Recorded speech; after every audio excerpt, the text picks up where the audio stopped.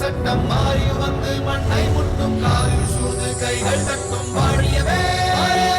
என்னவராட்சி திசைகள் எட்டும் நம்மவராற்றல் விண்ணை முட்டும் எட்டு திக்கும் முரசு கொட்டும் வாழியவே. இளவரசர் இளவழுதியின் பாதுகாப்பை மட்டும் நான் பார்த்துக் கொள்கிறேன். என்னிடம் ஒப்படைத்து விடுங்கள்.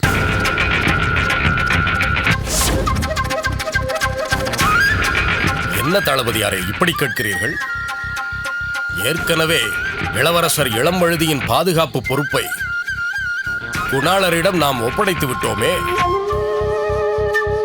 இப்போது அந்த பணியை மன்னர் உங்களிடம் ஒப்படைத்தார் என்று சொன்னார். குணாளர் அதை பற்றி என்ன நினைப்பார்? நம் சேர மன்னரை பற்றி தவறாக நினைக்க மாட்டாரா? நிச்சயம் நான் தவறாக நினைக்க மாட்டேன்.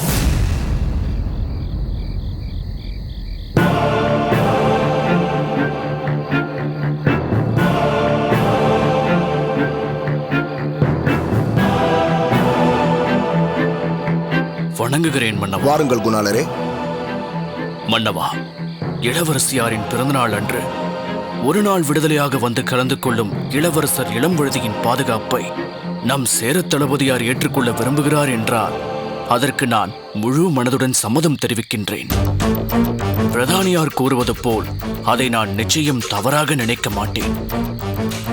நம் தளபதியார் எந்த விதத்திலும் எந்த ஒரு தவறும் நிகழ்ந்துவிடக் கூடாது என்ற முன்னெச்சரிக்கையில்தான் இப்படி ஒரு முடிவெடுத்திருக்க வேண்டும்.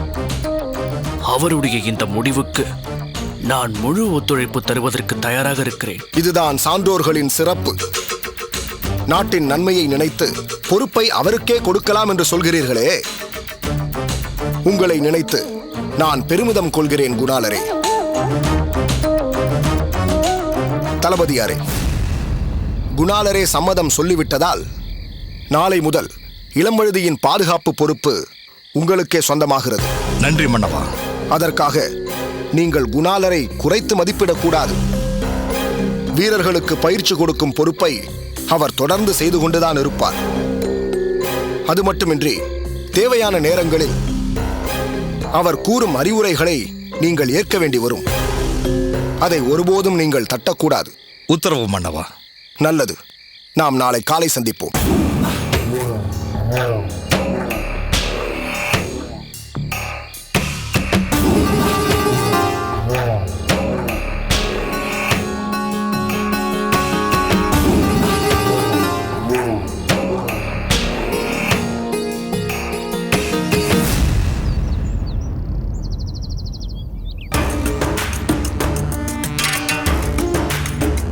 நாம் மன்னரை தனிமையில் சந்தித்தால் நாம் கூறும் விஷயங்கள் அனைத்தையும் மன்னர் முழுமையாக உள்வாங்கிக் கொள்வாரா?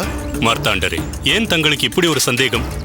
அமைச்சர் அறிவுடை நம்பியும் தளபதி செழியனும் பாண்டிய மன்னருக்கு எதிராக என்ன சதித்திட்டம் தீட்டியிருக்கிறார்கள் என்பதை மன்னரின் கவனத்திற்கு கொண்டு வராமல், அவருக்கு தெரியாமல் எந்த விபரீத காரியத்தில் அவர்கள் இறங்கியிருக்கிறார்கள் என்று இப்படி எதுவுமே நமக்கு இன்னும் முழுமையாக தெரிந்துவிடாத இந்த நேரத்தில் அமைச்சர் அறிவுடை நம்பி பற்றியும் தளபதி செழியனை பற்றியும் தவறான அபிப்பிராயத்தை உண்டாக்கப் போய்க் கொண்டிருக்கிறோமே என்றுதான் உங்களை நான் கேட்டேன். ஓ, தாங்கள் இந்த அர்த்தத்தில் தான் அப்படி ஒரு கேள்வியை கேட்டீர்களா?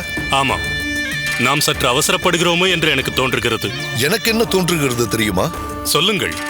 இப்பொழுது நாம் இருவரும் நம் மன்னரிடம் சென்று அமைச்சர் அறிவுடை நம்பி பற்றியும் செழியன் பற்றியும் சொல்லவில்லை என்றால் இனி எப்பொழுதும் அவர்களை பற்றி எதுவும் சொல்ல முடியாது என்று எனக்கு தோன்றுகிறது. வீரபாகு அவர்களே, அடுத்தடுத்து மாறிக்கொண்டு வரும் பாண்டிய நாட்டின் சூழலை வைத்துத்தான் இதை உங்களுக்கு கூறுகிறேன். ஒருபுறம் சேர நாட்டில் காவல் வைக்கப்பட்டிருக்கும் இளவரசர் இளம்வழுதியை கூடிய விரைவில் மீட்டு பாண்டிய நாட்டிற்கு அழைத்து கொண்டு வந்து விடுவார்கள் என்ற ஒரு செய்தி.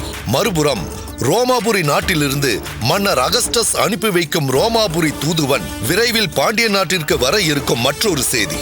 இப்படி அடுத்தடுத்து நம் பாண்டிய நாட்டில் நிகழப்போகும் நிகழ்வுகளால் பாண்டிய மன்னர் முதற்கொண்டு அமைச்சர் அறிவுடை நம்பி தளபதி செழியன் உட்பட அனைவருமே பரபரப்பாகி விடுவார்கள். விரைவில் நம் பாண்டிய நாட்டில் நிகழப்போகும் அந்த பரபரப்பான சூழ்நிலையில் நம்மால் எப்படி அமைச்சர் அறிவுடை நம்பி மீதும் தளபதி செழியன் மீதும் பழி போட முடியும்? நம் பழி சொல்லை கேட்பதற்கு அந்த பரபரப்பான சூழ்நிலையில் யாருக்குத்தான் நேரம் இருக்க போகிறது? நீங்கள் சொல்வது அத்தனையும் உண்மைதான் மார்த்தாண்டரே. ஆ, அவர்களை பற்றி பாண்டிய மன்னரிடம் சொல்வதற்கு இதுதான் உகந்த நேரம் என்பதை இப்போது நான் புரிந்து கொண்டேன். வாருங்கள், போகலாம்.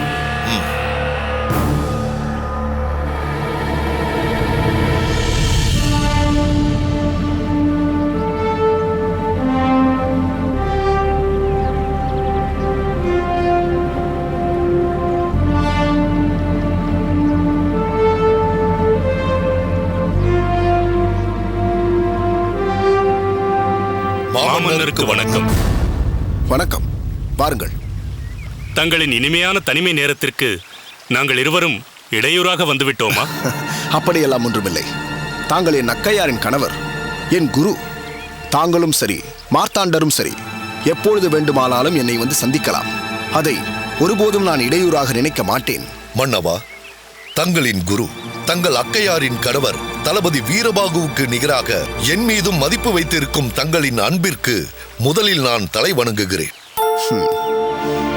நம் அமைச்சர் அறிவுடை நம்பி மற்றும் தளபதி செழியன் பற்றி எங்கள் இருவரின் கவனத்திற்கு கொண்டு வரப்பட்ட ஒரு முக்கிய செய்தியை தங்களுடன் பகிர்ந்து கொள்வதற்காகத்தான் நாங்கள் இருவரும் தங்களை சந்திக்க வந்திருக்கிறோம். தளபதியாரே, நம் இருவருக்கும் தெரிய வந்த உண்மைகளை தாங்களே மன்னருக்கு தெரியப்படுத்துங்கள். மன்னா, அமைச்சர் அறிவுடை நம்பி மீதும் தளபதி செழியன் மீதும் தாங்கள் அபார நம்பிக்கை வைத்திருக்கிறீர்கள் என்பது எனக்கு நன்றாக தெரியும். எனக்கும் கூட அவர்கள் இருவர் மீதும் நன்மதிப்பு உண்டு. ஆனால் சமீப காலமாக அவர்களின் நடவடிக்கைகள் அனைத்துமே சந்தேகத்திற்கு இடமளிக்கும் விதமாக இருக்கிறது. அவர்கள் இருவரும் தங்களுக்குள் சேர்ந்து தங்களுக்கு எதிரான நடவடிக்கைகளில் இறங்க இருக்கிறார்கள். அந்த சந்தேகம் எங்கள் இருவருக்கும் இருக்கிறது. அதை உறுதிப்படுத்தும் விதமாக அவர்கள் இருவரும் தனிமையில் சந்தித்து ரகசிய கலந்துரையாடல்களில் ஈடுபடுவதை நானே ஓரிரு முறை பார்த்திருக்கிறேன். மார்த்தாண்டரும் பார்த்திருக்கிறார். அமைச்சர் அறிவுடை நம்பியும் தளபதி செழியனும் நம் பாண்டிய நாட்டிற்கு எதிராக ஏதோ ஒரு சதிவலை பின்னிக் கொண்டிருக்கிறார்கள். அவர்களிடையே ஏதோ ஒரு பெரிய சதித்திட்டம் உருவாகிக் கொண்டிருக்கிறது. அவர்களுக்கு பின்புலமாக யாரோ அல்லது ஏதோ ஒரு நாடோ செயல்பட்டுக் கொண்டிருக்கிறது. இதற்கெல்லாம் ஆதாரம் என்ன இருக்கிறது என்று நீங்கள் எங்களை கேட்கலாம். அதை திரட்டுவதற்காகத்தான் இப்போது நாங்கள் போராடிக் கொண்டிருக்கிறோம். மன்னவா, கூடிய விரைவில் அந்த ஆதாரங்களை நாங்கள் திரட்டி விடுவோம். அப்படி திரட்டிய பின் அமைச்சர் அறிவுடை நம்பியும் தளபதி செழியனும் பாண்டிய நாட்டின் துரோக குற்றவாளிகள் என்பதை தங்கள் முன் நிரூபிப்போம். அந்த காலம் வெகு தொலைவில் இல்லை. எங்கள் இருவருக்கும் அமைச்சர் அறிவுடை நம்பி மீதோ தளபதி செழியன் மீதோ எந்தவிதமான காழ்ப்புணர்ச்சியும் கிடையாது. எங்களுக்கு தெரிய வந்த உண்மைகளை மன்னராகிய தங்களுக்கு தெரியப்படுத்துவது எங்களது கடமை. அதை தெரியப்படுத்திவிட்டோம். இதை நம்புவதும் நம்பாததும் தங்களுடைய விருப்பம். நாங்கள் வருகின்றோம். வருகின்றோம் மன்னவா.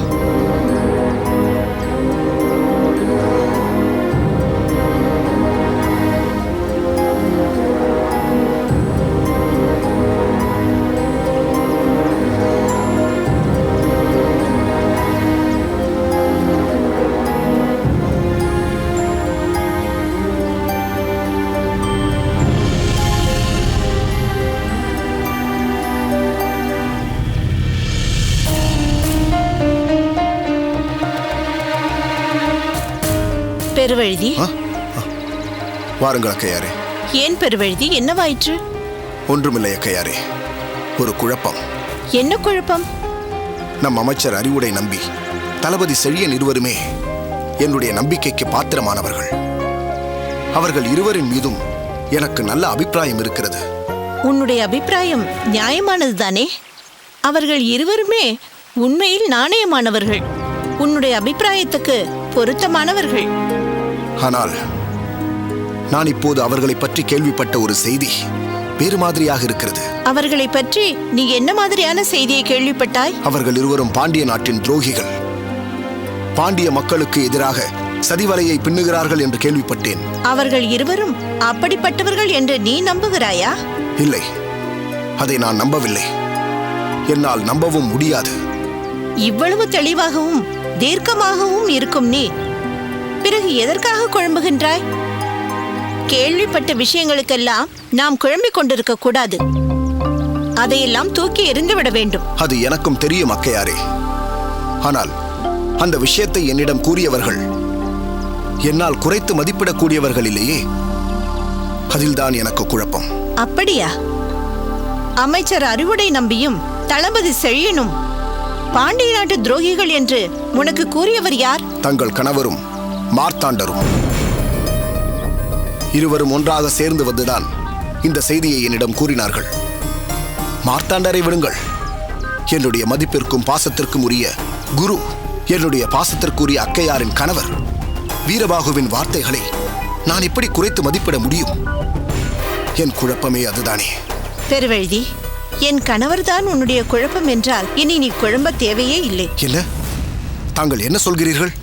உண்மையைத்தான் சொல்கின்றேன். அவர் என் கணவர்தான், உன்னுடைய குருதான்.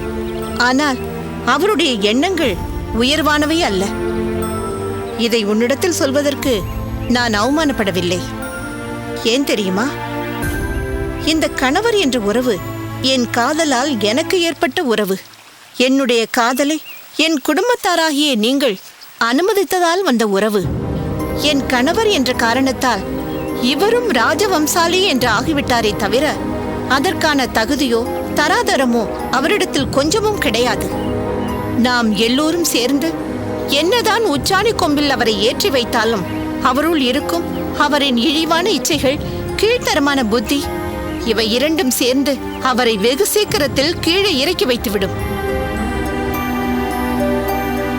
நானும் என் கணவரை திருத்தி விடலாம் என்று எத்தனையோ முறை முயற்சித்து பார்த்தேன். அவரை திருத்த முடியவில்லை. அதற்கு பின்னர்தான் இவர் திருந்தாத ஜென்மம் என்று அவர் போக்குக்கே விட்டுவிட்டேன். பெருவெழுதி, என் கணவரின் பேச்சு கேட்டுக்கொண்டு அமைச்சர் அறிவுடை நம்பி தளபதி செழியன் போன்ற நல்லவர்கள் மீது சந்தேகப்பட்டு விடாதே. அவர்கள் எல்லாம் குப்பையில் கிடந்தாலும் மாணிக்கங்கள். என் கணவரோ கோபுரத்தில் இருந்தாலும் குப்பை.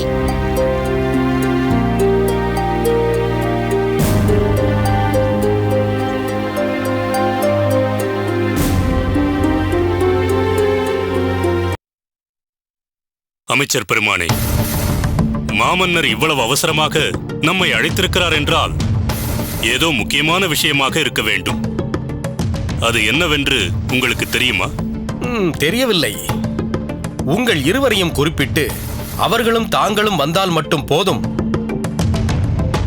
இது எல்லோரையும் வைத்துக்கொண்டு விவாதிக்கக்கூடிய விஷயம் அல்ல என்றார். நான் தந்தையாரோடு இருந்தபோதுதான் செழியன் பாண்டிய நாட்டிலிருந்து பஞ்சவன் மாதேவியார் உடல்நலம் பெற்றுவிட்டார் என்று எழுதிய மடல் வந்தது. அதை உடனே மலர்கொடிக்கு தெரிவிக்க வேண்டும் என்று அந்த புறத்திற்குள் சென்றார்.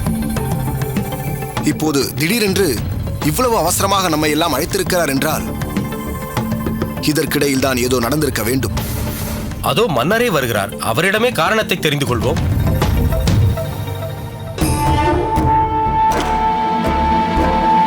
வணங்குகிறேன் மன்னவா. அமைச்சரே, முத்துநகை புறா மூலமாக ஒரு செய்தி அனுப்பியிருந்தார். ஏதேனும் சங்கடமான செய்தியா மன்னவா? இல்லை இல்லை. அவர்கள் முயற்சியில் ஏதேனும் பின்னடைவு ஏற்பட்டு விட்டதா? இல்லை. இளம்பழுதிக்கு ஏதேனும் ஆபத்தா தந்தையே? நான் சொல்வதை சற்று கேட்கின்றீர்களா? நீங்கள் அப்படியெல்லாம் நினைத்து குழம்பிக் கொள்ள வேண்டியதில்லை. அந்த விஷயத்தில் அவள் அனுப்பிய செய்தி நல்ல செய்திதான். அது என்ன செய்தி என்று நாங்கள் அறிந்து கொள்ளலாமா தந்தையே? நிச்சயம் உங்களுக்கு தெரிய வேண்டிய செய்திதான். சேர இளவரசி பரிவாதனிக்கு பிறந்த நாள் வருகிறதாம். அன்று அங்கு நடக்க இருக்கும் கொண்டாட்டத்தை பயன்படுத்திக் கொண்டு இளம்பழுதியை மீட்கின்ற முயற்சியில் ஈடுபடவிருக்கின்றார்களாம். நிச்சயம் அந்த முயற்சியில் அவர்கள் வெற்றி பெறுவார்கள். ஆனால் இப்போது நாம் விவாதிக்க வேண்டியது அதை பற்றி அல்ல. அதே ஓலையில் முத்துநகை வேறொரு முக்கியமான விஷயத்தை குறிப்பிட்டிருக்கின்றார். அதை பற்றி தான் யோசிக்க வேண்டும். அது என்ன தந்தையே? இரண்டாவது அனுப்பிய ஓலை என்னவாயிற்று? அதை கொண்டு சென்ற புறா திரும்பி வரவில்லையே என்று கேட்டிருக்கின்றார். ஆனால் அப்படி ஒரு புறா வரவும் இல்லை. அது கொண்டு வந்த செய்தி என்னவென்றும் தெரியவில்லை. அதை பற்றி யோசிப்பதற்காகவே உங்களை எல்லாம் வரவழைத்தேன். மன்னவா, ஒருவேளை அந்த புறா இங்கு வராமலே போயிருக்கலாம் அல்லவா? உங்கள் கணிப்பு தவறு அமைச்சரே. முத்துநகை புறாக்களுக்கு பயிற்சி அளிப்பதில் மிகவும் கெட்டிக்காரி. அவள் அனுப்பிய புறா வராமல் இருக்க வாய்ப்பே இல்லை. யாரேனும் வேடர்கள் அது பறந்து வரும்போது அம்பு தொடுத்து அது விழுந்திருக்கலாம் அல்லவா? இல்லை இல்லை, தூது வரும் புறாக்கள் அவ்வளவு எளிதில் கண்களுக்கு அகப்படாது. அப்படியே அகப்பட்டாலும் வானம் பாய்ந்தாலும் அந்த நிலையிலேயே வந்து நம்மிடம் செய்தியை சேர்த்து விட்டுத்தான் உயிர் விடும். அப்படியானால் இங்கு வந்த அந்த புறாவை யாரோ இடைமறித்து அந்த செய்தியை கைப்பற்றியிருக்க வேண்டும். அதுதான் எனக்கும் சந்தேகம். இதற்கு முன்பு முத்துநகை இருங்கோவேலின் மாளிகையில் இருந்தபோது எனக்கு அவ்வப்போது சில செய்திகளை அனுப்புவதுண்டு. ஆனால் அங்கு இருந்த சிலர் அதை கண்டுபிடித்து இடைமறித்து அதை தெரிந்து கொண்டார்கள். அதன் பிறகு இனி அவ்விதம் அனுப்ப வேண்டாம் என்று அப்பொழுது நாங்கள் தீர்மானித்திருந்தோம். இப்போது இதற்கு என்ன செய்ய போகிறீர்கள் மன்னவா? அன்று செய்ததைத்தான் இன்றும் செய்ய போகிறேன். எப்பொழுது ஒருவர் புறாவை இடைமறித்து செய்தியை தெரிந்து கொள்ள முயன்றாரோ அவர் அதை தொடர்ந்து செய்வார். அது நம் முயற்சிகளுக்கு ஆபத்தாகிவிடும். அதனால் இனி புறா மூலம் செய்தி அனுப்ப வேண்டாம் என்று முத்துநகைக்கு எழுதிவிட்டேன். அதுதான் சரி மன்னவா. ஆனால் இங்கு அந்த ஓலை யாரால் கைப்பற்றப்பட்டது, அதில் என்ன செய்தி இருந்தது என்பதெல்லாம் நமக்கு தெரியாமலேயே போய்விட்டதே. அதனால் நீங்கள் மூவரும் இதை பற்றி ரகசியமாக விசாரிக்க வேண்டும். யாராவது ஏதாவது ஒரு புறாவை அரண்மனை வளாகத்திலிருந்து எடுத்துச் சென்றார்களா என்பதை நீங்கள் கண்டுபிடிக்க வேண்டும். அப்படி கொண்டு செல்லும் அளவிற்கு துணிச்சல் உள்ளவர்கள் யார் இருக்கிறார்கள் மன்னவா? சதிகாரர்கள் நமக்கு எதிரிலேயே இருப்பார்கள். நம்மால் அதை கண்டுபிடித்து விட முடியாது. ஒருவேளை மங்கம்மாவாக இருக்கலாமோ? இல்லை விஜய பூபதி, நம் பார்வை முழுவதும் எது நடந்தாலும் அது மங்கம்மாவால் தான் இருக்கும் என்பது போல் ஒரே திசையில் இருக்கின்றது. அதை நாம் மாற்ற வேண்டும். எல்லா கோணங்களிலும் ஆராய்ந்து பார்க்க வேண்டும். தாங்கள் சொல்வது உண்மைதான் மன்னவா. எல்லோருடைய பார்வையும் ஒரே பக்கமாக இருக்கும்போது உண்மையான குற்றவாளி மிக எளிதாக தப்பித்து விடுவான். ஆகையால் அரண்மனையில் உள்ள ஒவ்வொருவரையும் அவர்களுக்கே தெரியாமல் நாம் கண்காணிக்க வேண்டும். அதைத்தான் நானும் எதிர்பார்த்தேன். இன்றே அந்த பணியை நீங்கள் மூவரும் ரகசியமாக தொடங்குங்கள். புறப்படுங்கள். வருகிறோம்.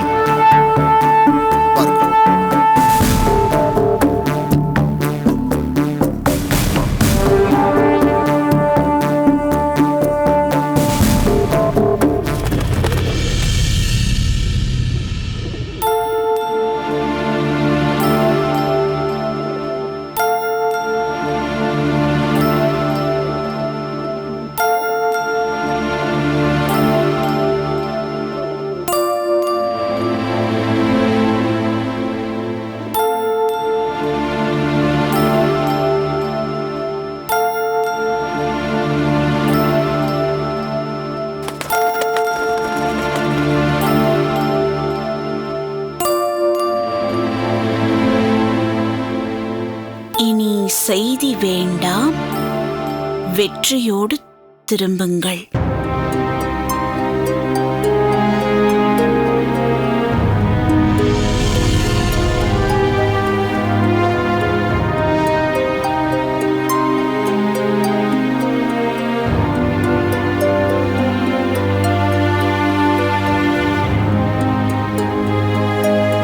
சொல் முத்துநகை. வாருங்கள் பார்த்திபன். தங்களைத்தான் சந்திக்க வர வேண்டும் என்று நினைத்திருந்தேன். அதற்குள் தாங்களே வந்துவிட்டீர்கள். அப்படியா? என்ன செய்தி? கரிகாலர் மன்னரிடமிருந்து இப்பொழுதுதான் புறா மூலம் எனக்கு இந்த ஓலை வந்து சேர்ந்தது. இதை பாருங்கள்.